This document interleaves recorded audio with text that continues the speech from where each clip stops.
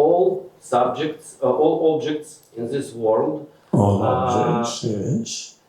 They, I already asked Swamiji about movement of objects in this world. How they movement in this world. These only qualities of five elements movement of this world, because Brahman is not movement. How does all objects movement in this world is only qualities this movement in this world, qualities of five elements? Okay, fine, I got the question. So the question is that Brahman is all pervasive and he does not move. But we say the things in the world and the people, a lot of change, movement is there. So he is inquisitive to know as to why is the movement there. The matter is moving. And the five elements, what we studied, they are inert. They do not move. Yet, what we see is things are moving.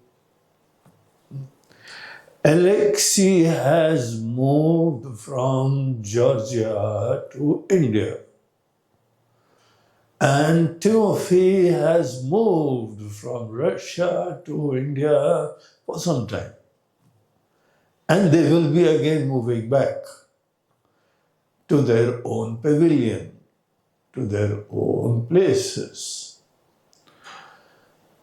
Now, the physical body of Alexei and Timothy, they're moving. Why they're moving?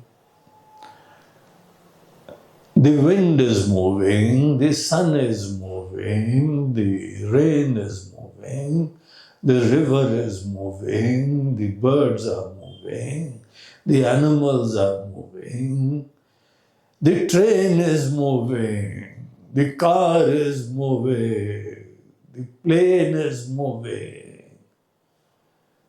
Why is this car moving? One thing is very definite.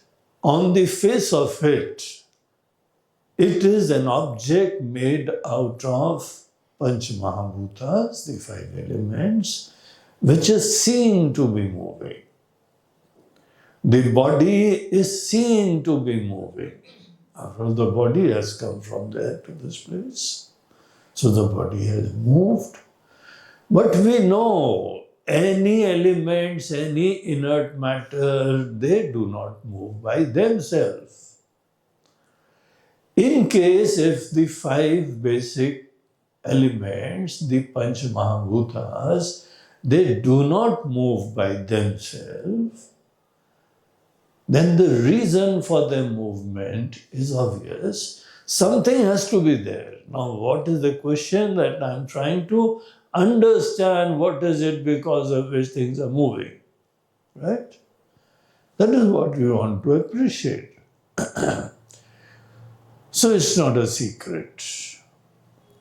Behind the physical equipment, there is what is called the mind, the intellect, the sukshma sharira, the jiva, the dreams, the aspirations, the desires. These things are there. Behind this physical body made out of Pancha Mahabhutas, I've got a mind. I've got a dream. I've got a goal. And what is behind the goal? What is behind the dream? I, the individual. The jiva.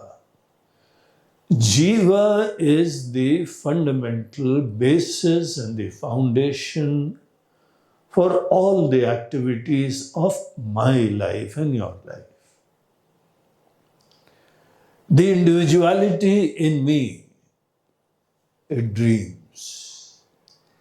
And think that, in case if I eat this, drink this, then I will be more happy. If I get this, I will be more happy. And if I realize Atma, then I will be more happy. If I see God, then I will be more happy. Who is thinking all these things? I, the individual, the jiva.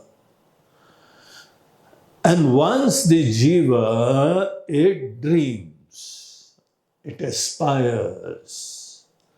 I want that. Why do you want that? Because I think that I will be more happier. I will be more secure. I will be more complete.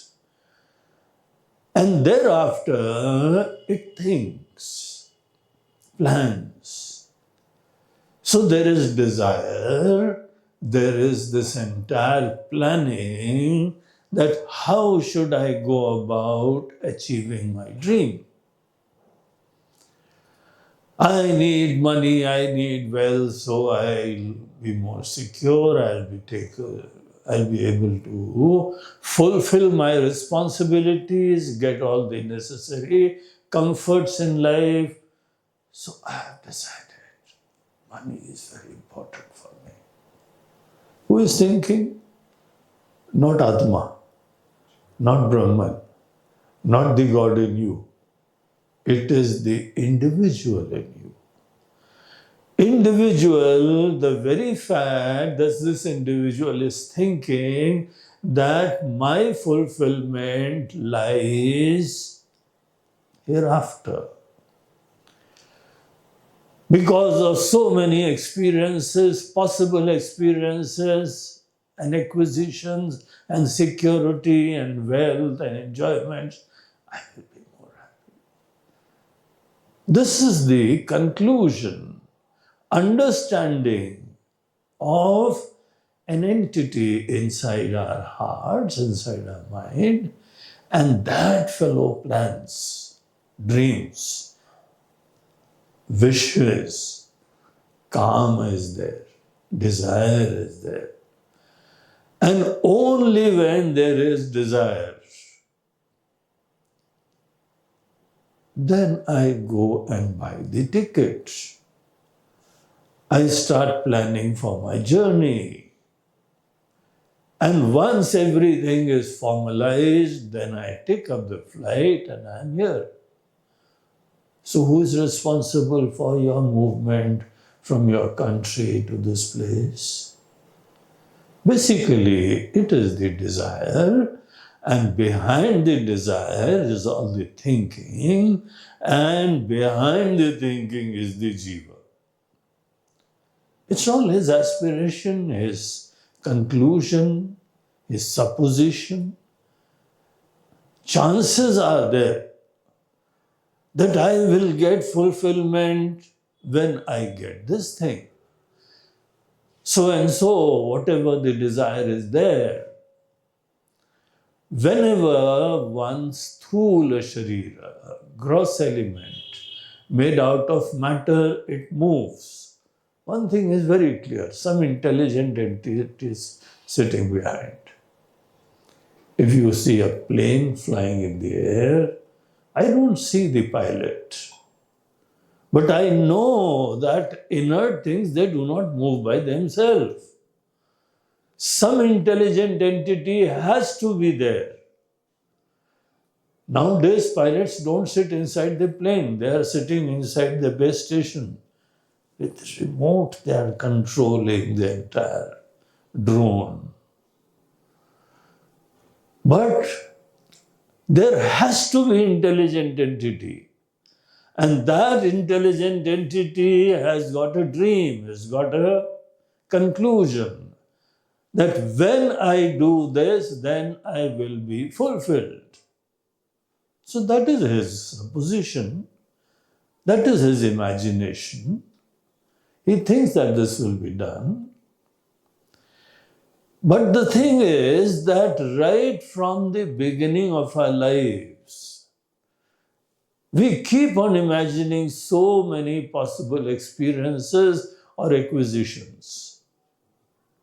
I'll get this, I'll get that, I'll get this experience, I'll get this joy, and then maybe I will be happy. No, we have 100 years. God has given us 100 years of age. And slowly, with every passing year, I'm getting old, but my dreams are not getting old. My aspirations, my desires, they are not getting old. I have experienced so many things in life. You have experienced the most beautiful things outside, the forms, the colors, the music, the things to eat, things to see, things to touch, feel. Yet, this is a fact that the individual inside me is still aspiring for something more. And I keep on seeking and seeking and desiring and desiring. Some people in this process, they pause for a while. They put the brakes and start thinking. I know I started my life from there as a young boy, and slowly I have, acquired knowledge, acquired experiences, fulfilled so many desires, but still I want more. I want something more. And it is this entity which is bringing about all the movement outside. And it will continuously keep on moving. So therefore the question comes, some people, they start studying the life, that what is it do I really want? I've got now lesser time. Initially I had, 100 years, but now I've already become 40 years and 50 years and 60 years. So I only have less time. Let me become more serious. I am always on a trip. I'm always roaming around. I'm always trying to see and touring different countries and places and eating things. I think that, by getting these desires fulfilled, I will be happy. But I'm continuously on a trip. Till the time this jiva inside, it inquires and discovers that where is that ultimate source of fulfillment? I want to get that. And that is what you are seeking right now. That is why you are here in this ancient land of knowledge, the great country of Bharat, India. It is your aspiration to seek something which is permanent. And you hope that by study of Gita, you will be able to get that permanent. Otherwise, you won't be sitting so nicely and studying all the time. And when you discover that permanent, then inside your mind you will be quiet. There won't be any movement. There is no desire for any change thereafter. Whatever change is happening is because of the interplay of other forces, and by themselves nothing changes. It is the totality of humanity because of which the world is changing. The cityscape in your city is changing. New buildings are coming and bridges are coming and markets are coming and malls are being made and objects are being accumulated there. Not you, but maybe some other people. They are desiring and they are running around. So in case if I am quiet and satisfied and contented inside, then to begin with you will be quiet. So the real cause of any movement basically inside us and therefore outside. It's only when I want to go to Maheshwar, then we'll take a car and go and we'll see a car moving. So why is this moving? With all the people sitting inside and laughing and singing and chanting. Why are they doing like this? Because the car does not move by itself. If you park a car, it will keep on remaining parked. But when a living entity, intelligent entity, sits inside and has a dream, has a wish, then the cars will move, the trains will move, the planes will move, and the people will move. Right? Okay. Jiva, cause of movement, Jiva, understand. Okay. How move subject? Okay, sun, moon, and this pen, for example, simple example, it's a Brahman. Mostly it's Brahman. Brahman not move. Pen change his place. What? How it move? Brahman not change place. What change place? The jiva is instrumental to change any objects outside. Brahman has manifested as jiva. Brahman has manifested as objects. Objects will not change. But jiva has got capacity to bring change. Whenever change is there, you can always infer that some jiva is sitting behind. That is I am giving example of a car, of a plane, of a drone. Isn't it a fact that some pilot is sitting, then only plane is moving? You are holding the pen, then the pen moves. You keep the pen and in the morning it disappears. Where has my pen run away? Your pen will not run away. It's only when some intelligent entity, maybe your child, took the pen and went away. And in the morning you find that your pen and books were here, but now the pen is gone. Pen does not have legs. Pen does not have a brain. Pen does not have desires. But somebody has a desire, a necessity, a need, and they will come and say, well, Daddy has got a nice pen. I think this will be more useful to me, and the pen has run away. So pen runs away not by itself. Brahman by itself is not moving because Brahman, from Brahman point of view, there is no creation. Is non-dual reality, is pure existence. But Brahman, he manifests, he created as God, as individual, as the world, as the objects, and thereafter, all the individuals and even God, they have this capacity which is called as ahankar.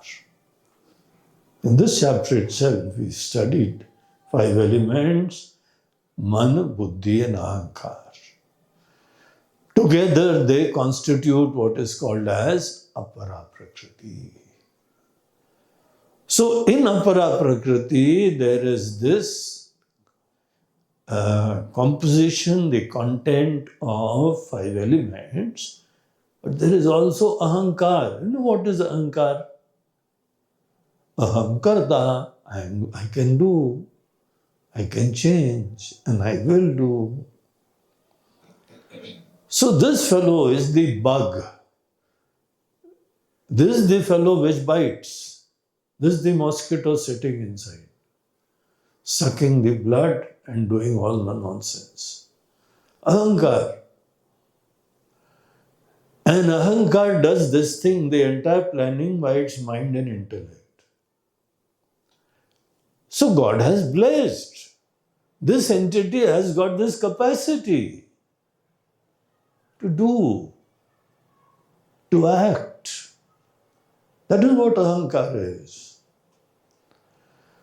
So when Bhagwan Krishna, he is talking about apara prakriti, he is also giving the answer of this question.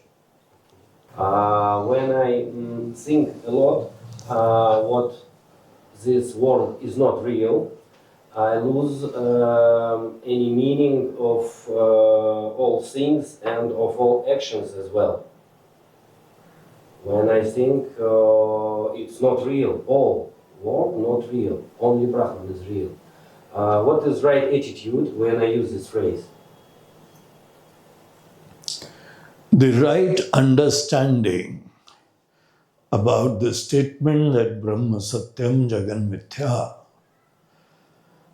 the pure existence is real.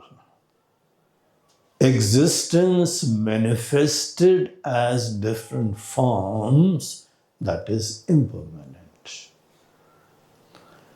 Just as when you are making roti, nice round, lovely dish. At that time, you take the wheat, the powder, and make a dough. And thereafter, you create roundels, round balls. And then you take, that pin, because of which you can just press it and make it round. Now, before the roti was made, there was only wheat.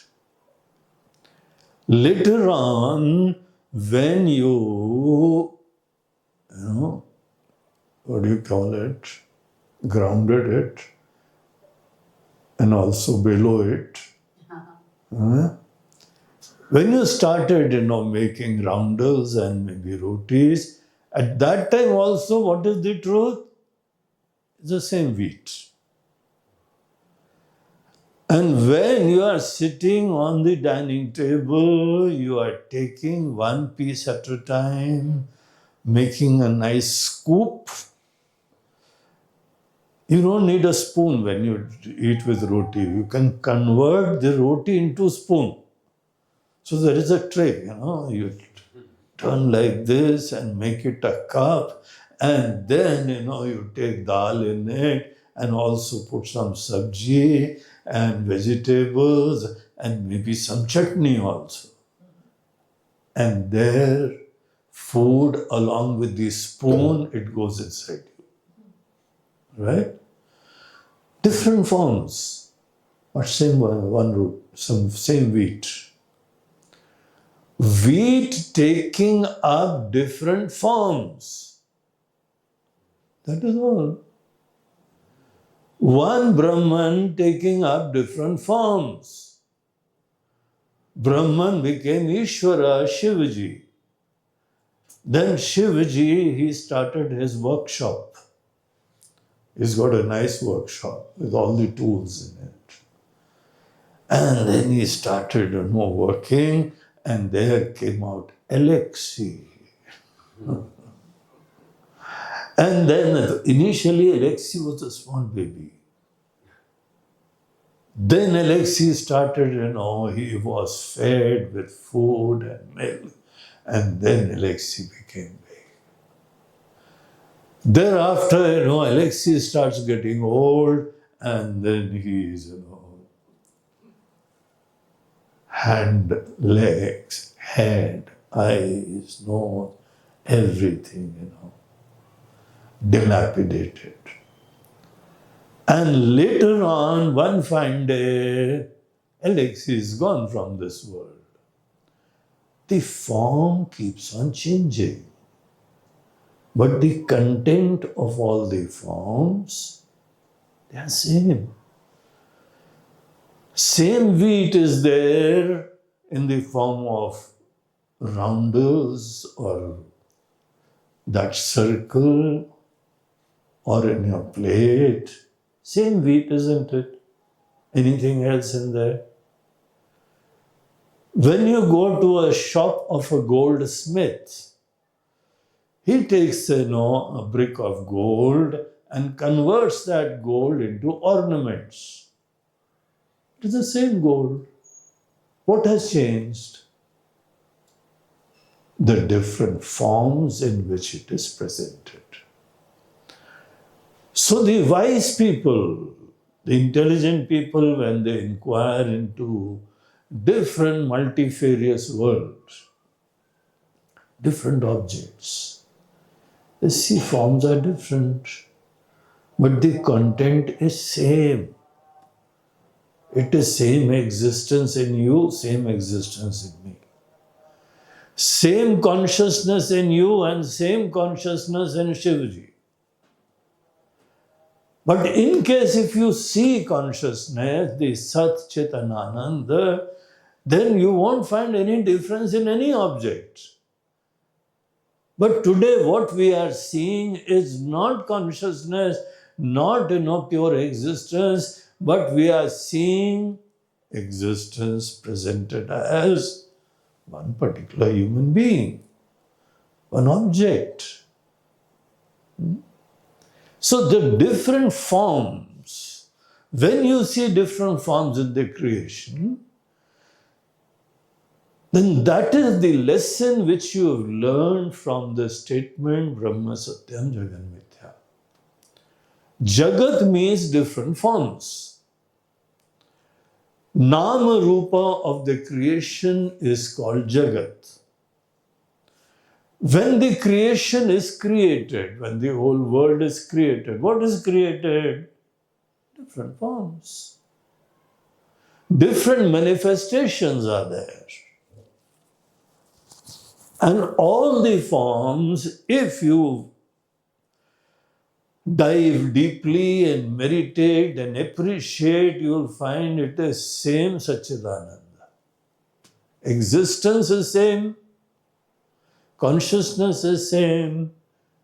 Ananda, joy, the love, the bliss, the same thing. That is same everywhere. So by this statement, Brahma Satyam Jagat Mithya, we learn to turn our attention towards the fundamental content. The fundamental, that is what is called as Atma. Once you see Atma, then I don't see Alexei. I see myself sitting there. Because I am not identified with this form. I see pure consciousness, pure life, pure existence in you. Existence which has manifested in this particular form. And this form will change. You also know it is going to change. That is why you take photographs. When in this place I was looking like this, and therefore better take the form because it's going to change. And when you are small at that time, take the photograph, click the photograph, because this guy is going to change very soon. And when you get old, at that time, take photograph. Because when I'm going to die, then the latest photo you should put there. Form goes, form changes. Forms are impermanent. What is permanent in all this impermanent world? Something which makes it existing. Temporarily, all right? But it is blessing the different forms which are ephemeral, which are impermanent, which are anitya. The Nitya is Brahman, and the different manifestations, they are Jagat. So this is the lesson which we get from this statement, Brahma Satyam Jagat Mithya. Right? I want to know praxis. At first lesson, first class, you said, Guruji, that all desires, all weakness, when our intellect don't understand. And how I can make my intellect understand right? Right. Very nice question. How can I make my intellect more intelligent so that my intellect gives me the right way? What to do in any situation because of which I will one day be happy, fulfilled, and liberated. So, that is the crux of all the teachings. All the scriptures, all the Gita, Upanishad, they are telling us that secret. What to think, what to do. Basically, we have to inquire about our present desires and our present perceptions of life. You have some understanding about life till now. You have some plan of action, you have some aspiration, some agenda. Now I'll go and do this, I'll go and do that. Whatever the plans are there in your intellect. When any plan, any wish, any desire comes, you just inquire about your own desire. Okay, good. Desire has come in the mind. And it looks like that, I will be fulfilled when I fulfill this desire. When my desire will be completed, it will be fulfilled, then I imagine, I suppose, I presume that I'll be happy. Just when people are getting married, behind the car is written, they lived happily thereafter. Isn't it? That is the supposition and prayer at that time, that may I get a good company, good friend, good companion in my life, so that we will be compatible with each other, we will complement each other, we will assist each other and become good friends, and we will help each other to go through the ups and downs of life. And they lived happily thereafter. So that was the basic motivation. But does it really happen in the world? Everybody has got their own notions and thinking and philosophy and dreams and aspirations, likes, dislikes. Everybody is a unique person. So when it comes to the truth, it is not that they lived happily thereafter. The truth is that they fought thereafter. They were always fighting with each other. I told you this, and why did you not do this? And you did that, and I did this, and I've given you more, and you've given me less. So there is some kind of cribbing which keeps on going on, dissatisfaction. Now, what is the way out? This is just an example, a small example. The basic thing is that my intellect does not know the secret of happiness. I keep on imagining. I imagine that when I eat this food, I'll be happy. I imagine that when I'll have this relationship, I'll be happy. I imagine that when, I will get a lot of money and wealth, I'll be happy. So we keep on imagining. Why should we imagine? Why shouldn't we, get proof of that? We should inquire deeply into every desire and validate our desire. So this process is the real education. And till the time, every person, whatever, you are free person. You are Brahman and free also. But today you are not that. Today you are an individual, a jiva, manifested, having so many plans and desires and thinking and philosophy, all that. This understanding has to be slowly made right and valid. Whatever your understanding is. Our understanding is, okay, object A or B or C. So we are going from A, B and C.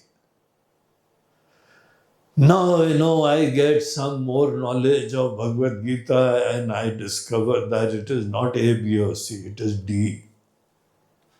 It is something else.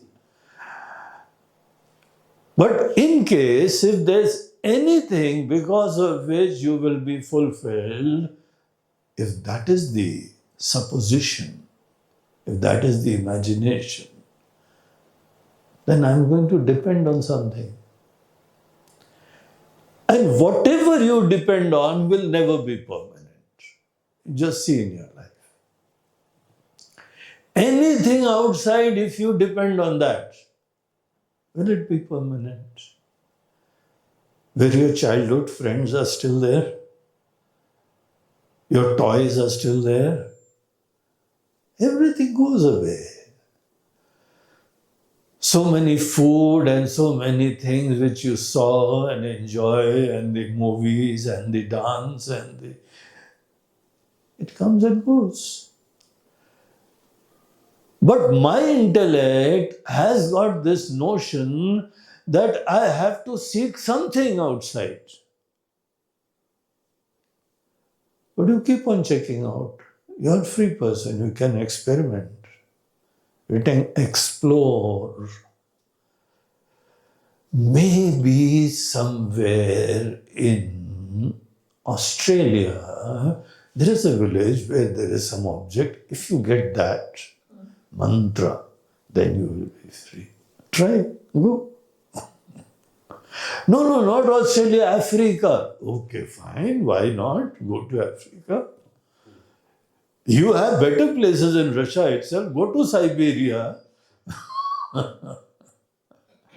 The most desolate place on the planet, God-forsaken but very minerally rich. It's an awesome place. And so many birds come to India from Siberia only. So you go to any place. If you think that going to some place, seeing some object, seeing some person, meeting some person, or eating some object and anything, drinking this, drinking that, listening to music, anything in the world, if you have this notion that anything outside you is ever going to fulfill you, today the intellect is at that level. All the planning, all the desires, all the dreams are only about things away from you. And that is what you are planning to do. What the scriptures and the masters and the enlightened people they suggest, he says first go deep into what you want to achieve. What is it which you are seeking? And does these objects and the people and the enjoyments, do they have the capacity to give you? Just see the funny game. There is a man and there is a woman. By themselves, both are incomplete. And when two incomplete come together, they think, we have become complete. Now, how can some incomplete become complete? For themselves, also they are not complete. But they think, when we get together, both will be complete. Very interesting mathematics. Now, what kind of, calculation is that? To imagine that this is the prescription, this is the method, this is the way to attain fulfillment, that is not the truth. It's not that, marriage is not important. Marriage is important. It has a role in life. It has a role to, have a good companion, good friend. You can together do so many things. But to think that this is the, Mahavakya for fulfillment. And thereafter you will be fulfilled thereafter. No, that is stupid. That is baseless. It doesn't make any sense. So what is it which you are seeking?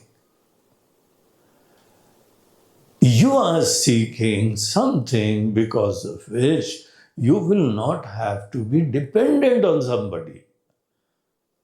Completeness is absence of dependence. In case if you want to be really complete, then just think, what is the definition? What is the implication of completeness? You don't need anything. When in life you wake up to that state where your existence is complete and you don't depend on anything. It is not that I'm averse to things outside.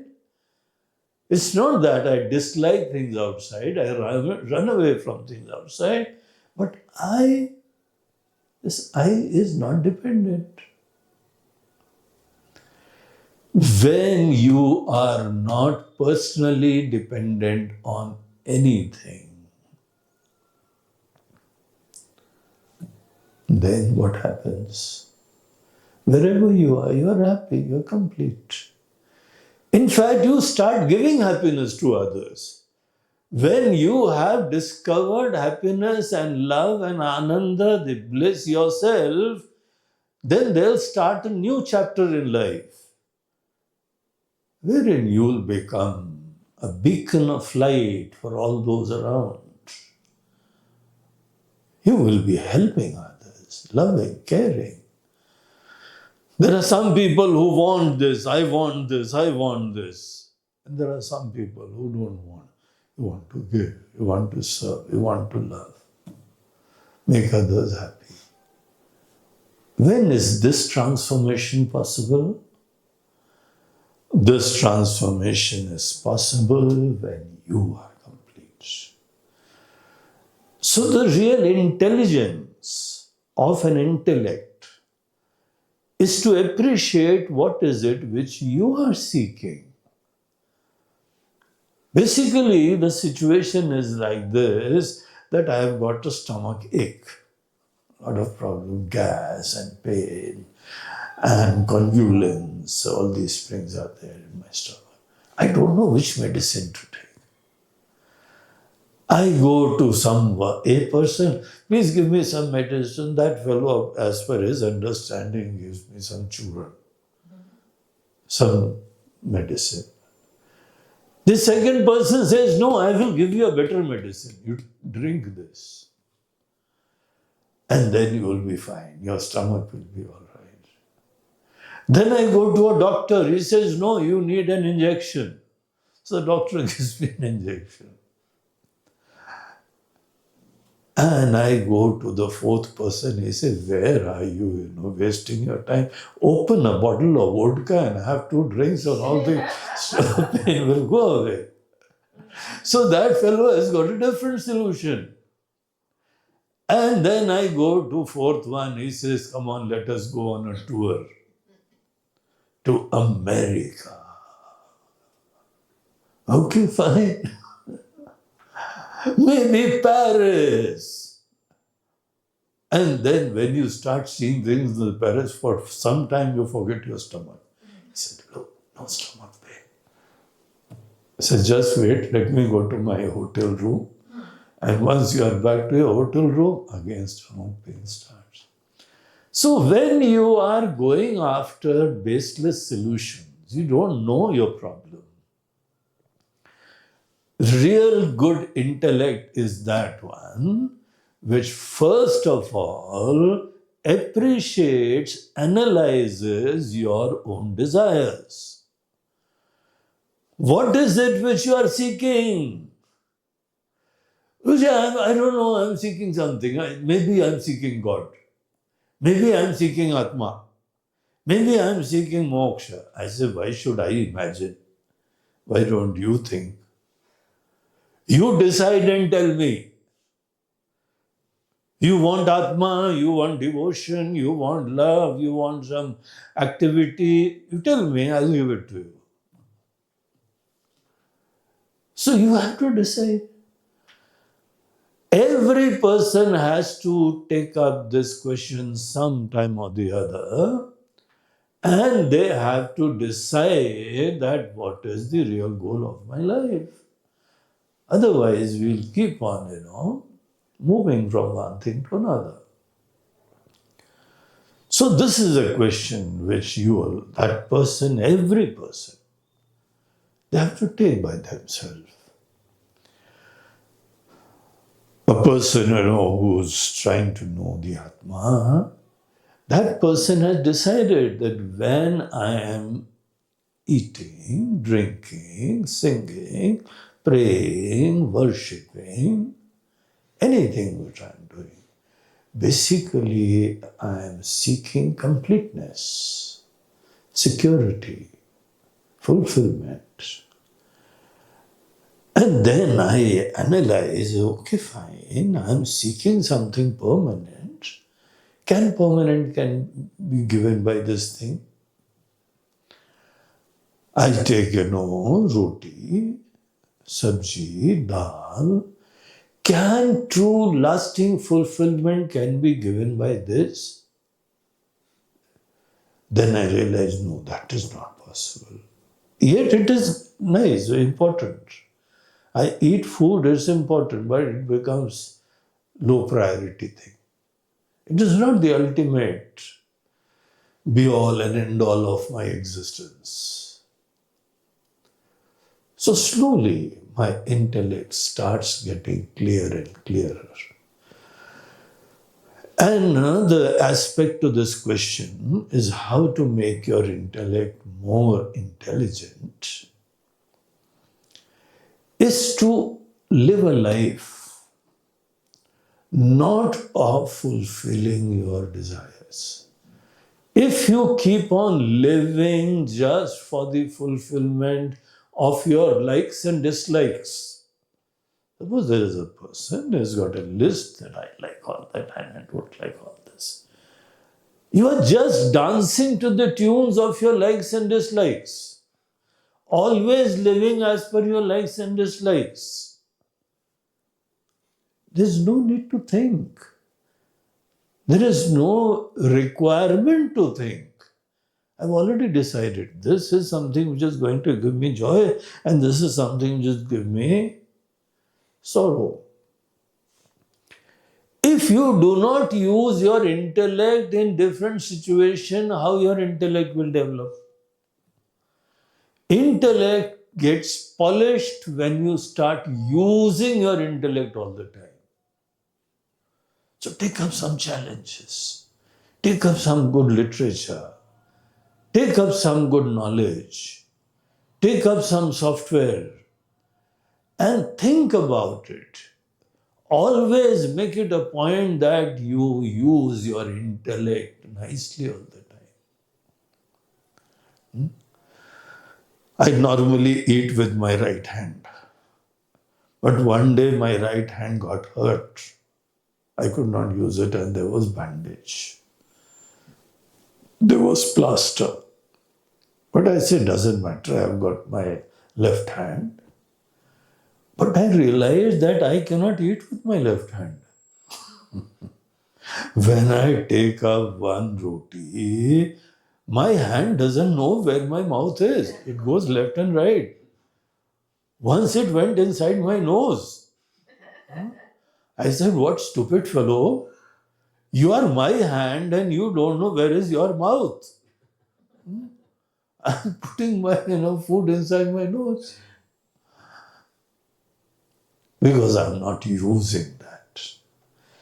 Anything which I do not use, there is misuse, there is abuse, there is disuse, then the intellect doesn't get polished. So in case if your life is too comfortable, without any challenges, without any goals, then you will never think. Keep on thinking about something, new challenges. Keep on learning some new things. And the best way is to study Vedanta every day. It is very tricky. Study Gita every day. Think about it. Because there is a lot of masala, a lot of matter to think. If daily you give some dose of good thinking to your intellect will be good. Just like when you go to a gym, every day you do exercise and then your muscles will be all right. Do it daily. Intellect, do it daily. Your love and devotion, practice sadhana daily. Have love for God. Every day you exercise, sit down and bring about devotion for God. Daily. Then hard you will get used to it and you will get devotion. Intellect, you use it daily. You will get good intellect. And too much corrupted by ego fulfillment, then intellect becomes dull. Whenever any person is a dull intellect, it's not sharp, it's not very good, not very thoughtful, you can easily infer that the life of this fellow is too comfortable. This fellow is living a life of ego fulfillment. Anything you do, it is basically for ego fulfillment. If this is the kind of life which you are leading, your intellect will not blossom. Intellect will not flower. It has inherently a lot of potential.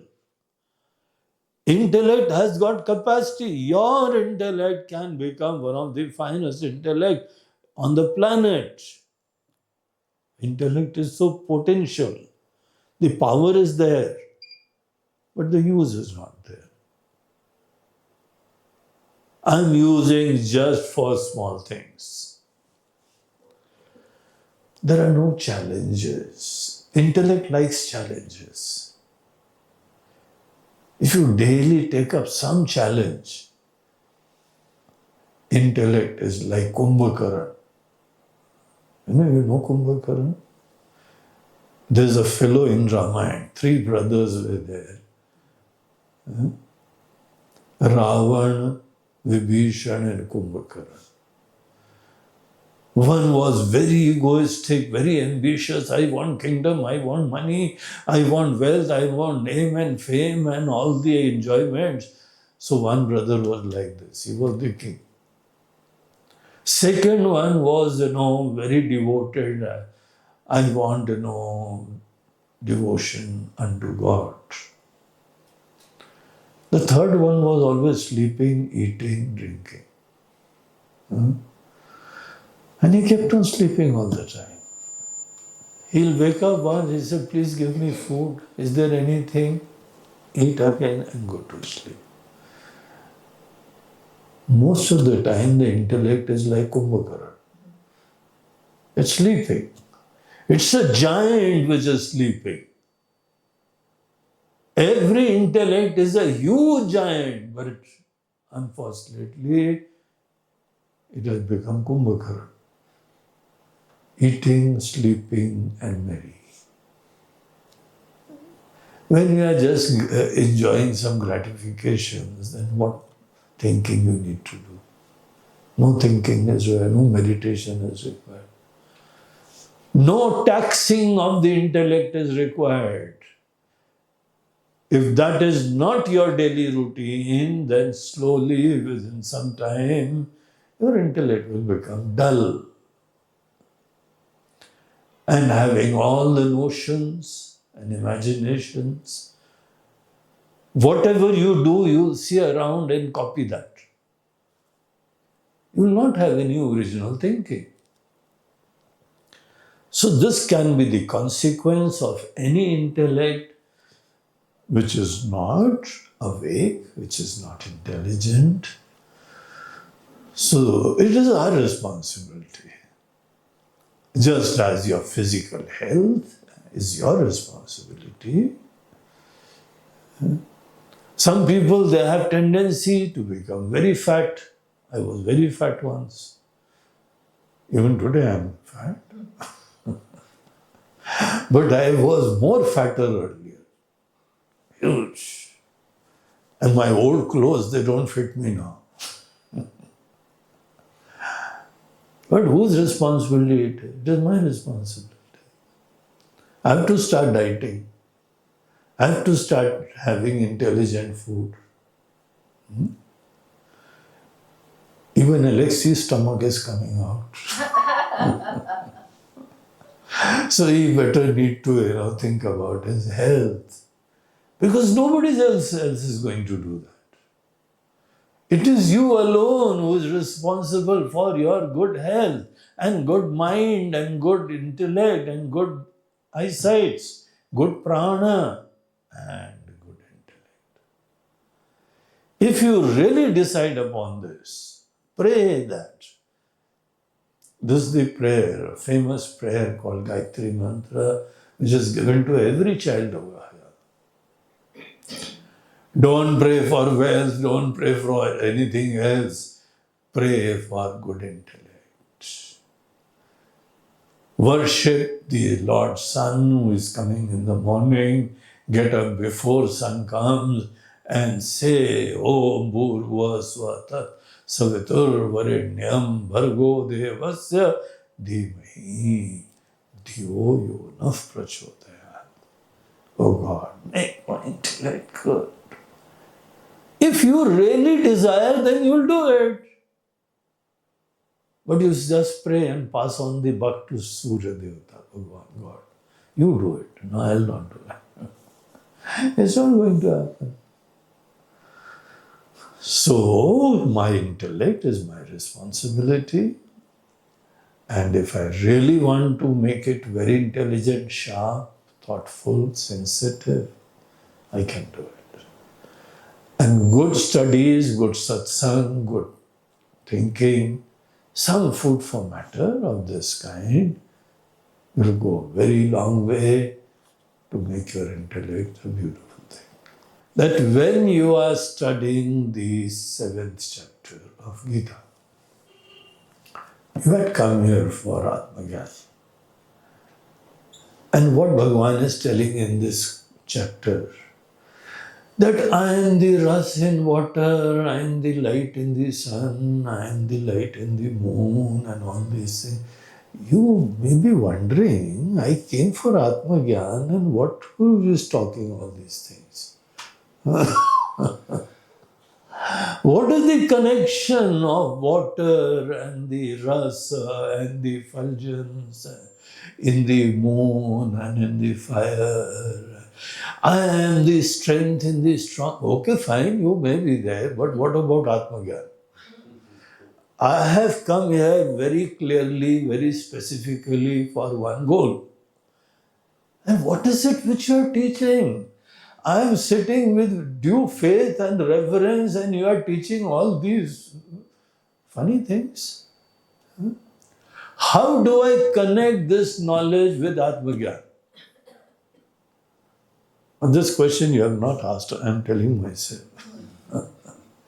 Because it's a very obvious, natural question. Is this question there in your mind? Is it a relevant question? Is it an important question? If it is, then I will give you the answer.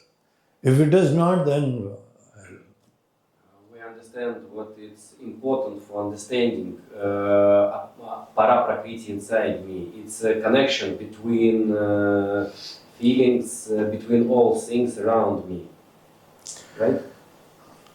Certainly, right, but how is this connected to Atmagyan? That is what I want to connect. That when you see Paraprakriti, you have the capacity to become sensitive to the Paraprakriti of everything, then certainly you can be more sensitive to God. But your objective was Atmagyan. How is it connected to Atmagyan? That is the question. Water and fire and strong person, intelligent person. Good, I know that, There has to be some para-prakriti because of which it is there. Does this help for my Atmagyan, self-knowledge also? If yes, in what way? So this topic has to be appreciated by any student of Gita properly. The thing is that when we meditate on our Atma,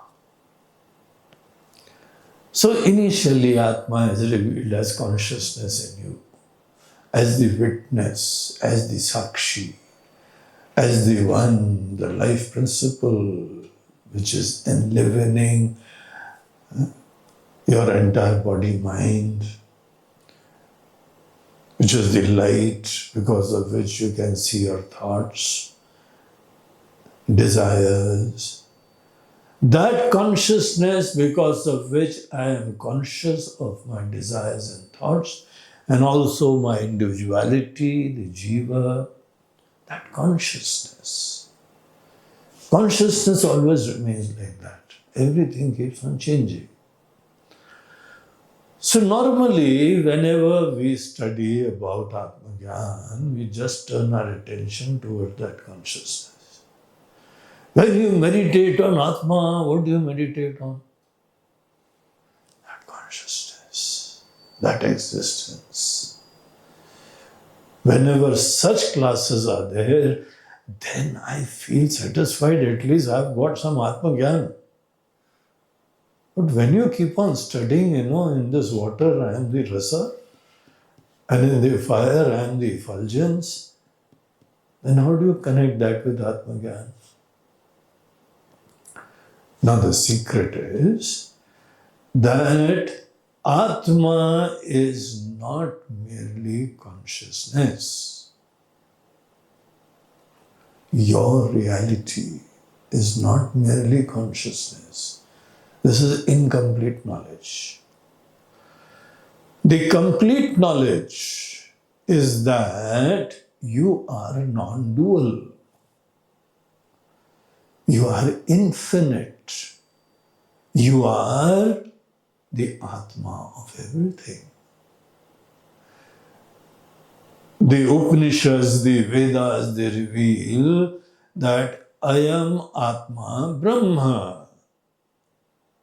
What does the word Brahma means? When you say Atma is Brahman, what does Brahma means? When you say Atma, then I can just turn my attention towards myself and the thoughts and turn towards the witness and the consciousness which is there. I am that consciousness, I am that consciousness. So that will be the kind of meditation. That will be the kind of awareness.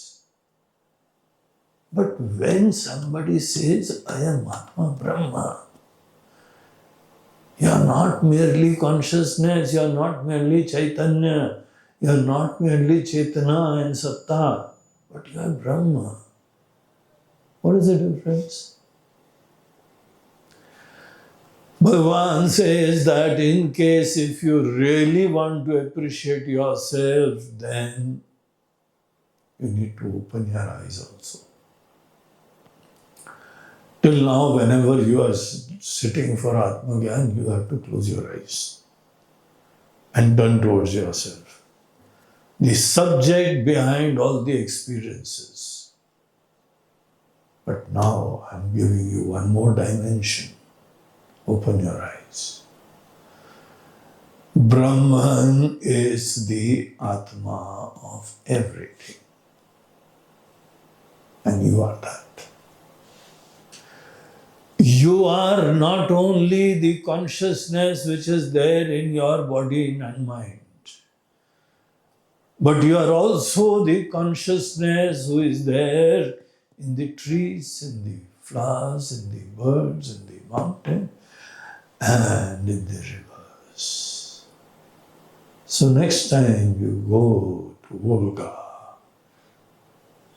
sit down and think, is Volga different?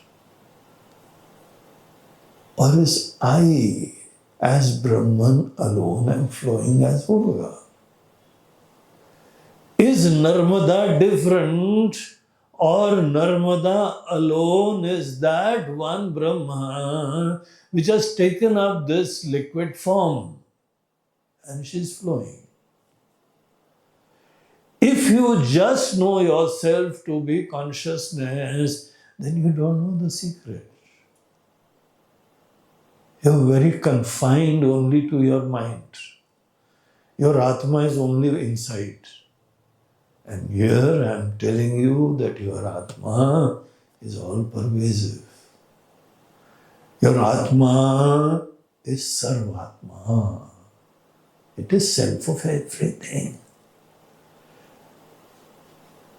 So this is another exercise at different level, where you have the capacity to see things very clearly outside and also have the viveka to go deep into that.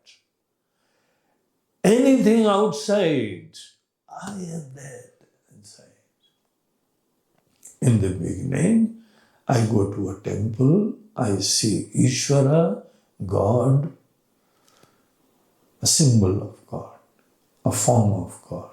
I pray to Him. I have respects for Him, reverence for Him. I bow down to Him. I invoke His blessings. But slowly, slowly, slowly, as I go deeper into the teachings of Vedanta, you know what happens? You see Shivaji and also can say, and that is me. That is you. You are the child, you are the bird, you are the tree, you are the flower, you are the sun, you are the moon. The truth behind them. That which is the Atma of everything is called Brahman.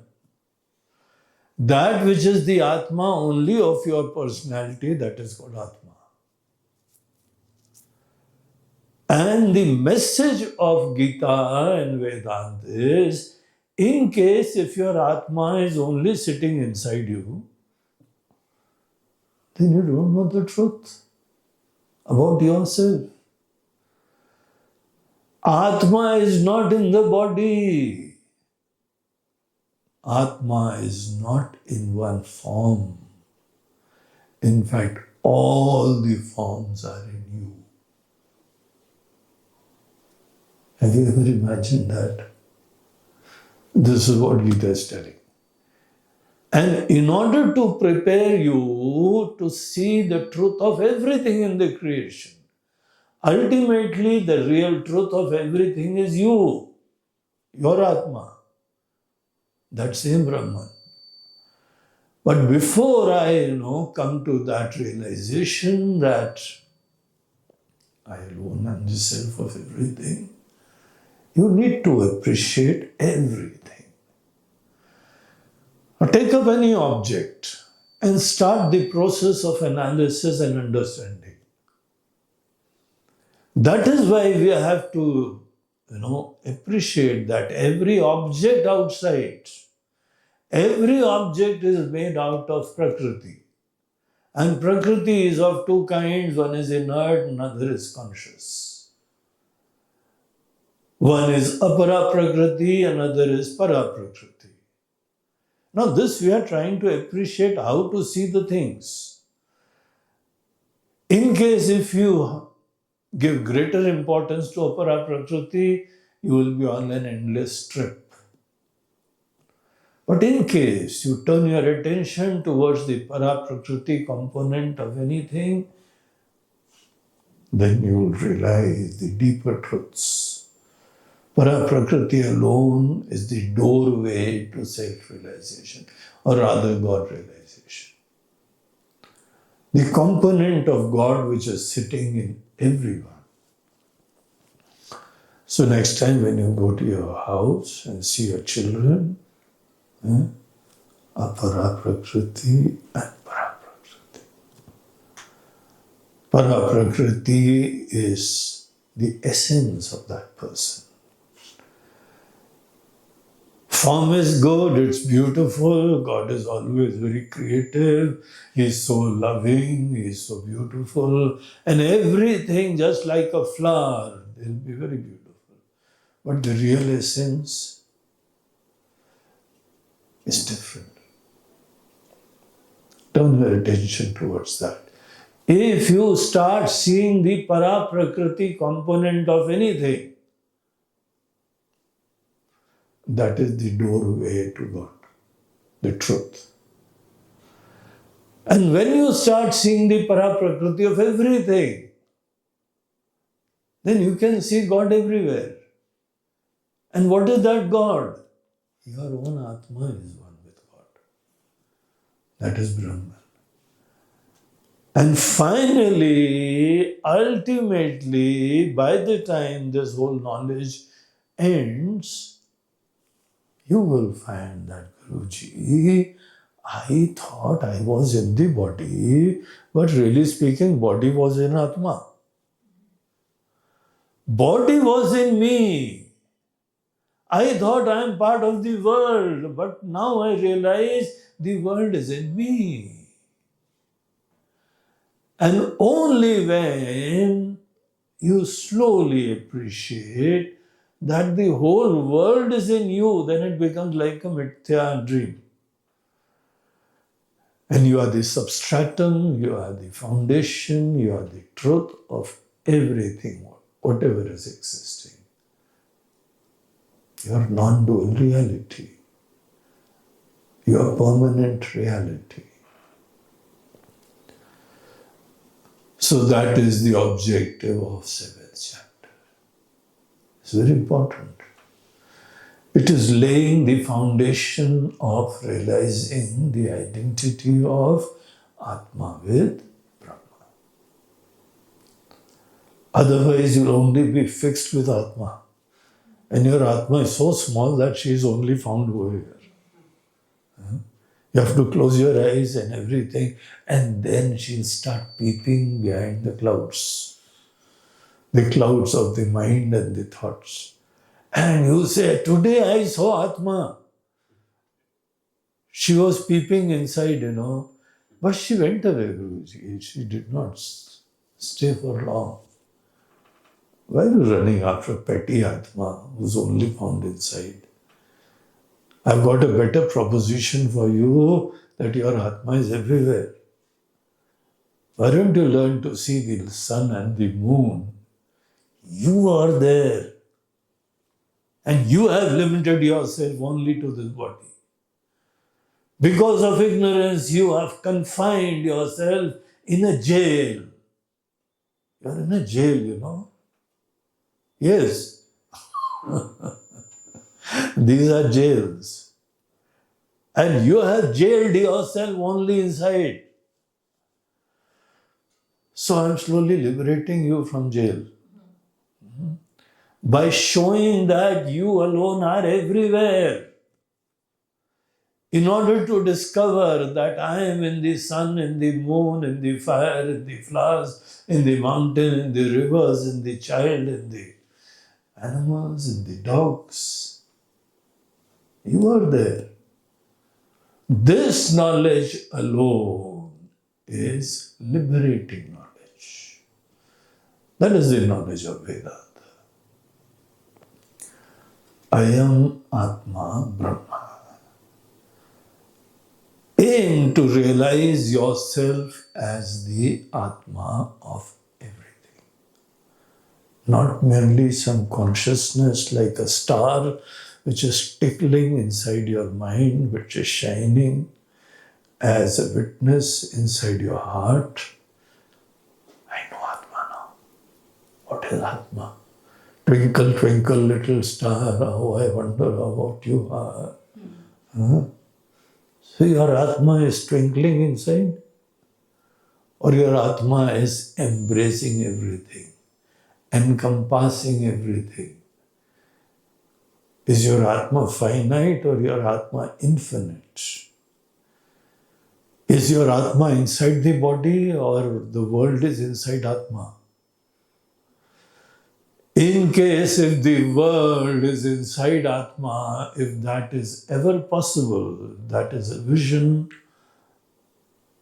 then this is the way to it.